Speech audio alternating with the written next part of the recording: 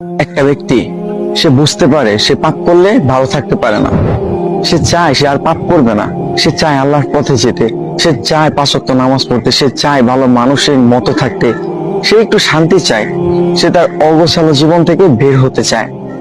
সে যে পাপ করে এই সবকিছু বাদ দিতে চায়। কিন্তু এরপরও মানুষের ধোঁকা, নিজের পরিবেশ, শয়তানের ধোঁকা, নিজের নফসের ধোঁকা, এই সবকিছু মিলে পাপ করে ফেলে। জানেন, এরকম অনেক ব্যক্তি আছে যারা এই অবস্থার মধ্যে আছে যে সে পাপ করতে চায় না, সে পাপের মধ্যে যেতে চায় না, কিন্তু এরপরও নফসের ধোঁকা, শয়তানের ধোঁকা, আজে বাজে মানুষদের সাথে মিশে বিভিন্ন ধোঁকায় পড়া, এই সবকিছুর কারণে সে পাপ করে ফেলে, সে ভুল করে ফেলে। কিন্তু একটা মানুষ সে যখন ভুল করবে,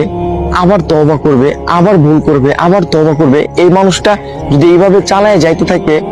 এবং একটা সময় গিয়ে হয়তো আল্লাহ তাআলা চাইলে সে একদম পাপ থেকে মুক্ত হয়ে যাবে, সে একদম ভালো হয়ে যাবে, একটা সময় সে একদম পাপ ছেড়ে দিবে। একটা মানুষ সে পাপ করতেছে, কিন্তু সে যে পাপ করতেছে এটা সে ভাবতেছে না,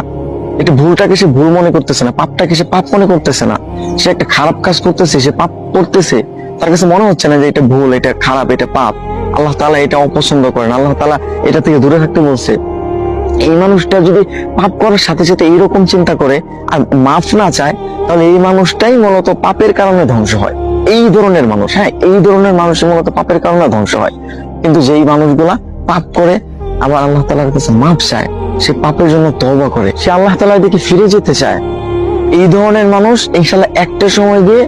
সে ধীরে ধীরে ধীরে ধীরে যখন পাপ করে আবার আল্লাহ তাআলার কাছে মাফ চায়, তখন এই যে তার এইভাবে চলতে থাকে, তখন না সে একটা সময় গিয়ে বুঝতে পারে যে আসলে পাপ করার যে খারাপ প্রতিক্রিয়াগুলো আছে সেইগুলা কি। প্রত্যেকটা পাপ আর প্রত্যেকটা খারাপ কাজের বাজে একটা প্রভাব আপনার জীবনের উপর পড়বেই পড়বে। সুতরাং আপনি পাপ করতেছেন, আপনি ভুল করতেছেন, আপনি ভালো হতে চাচ্ছেন, এইটা একটা ভালো অভ্যাস যে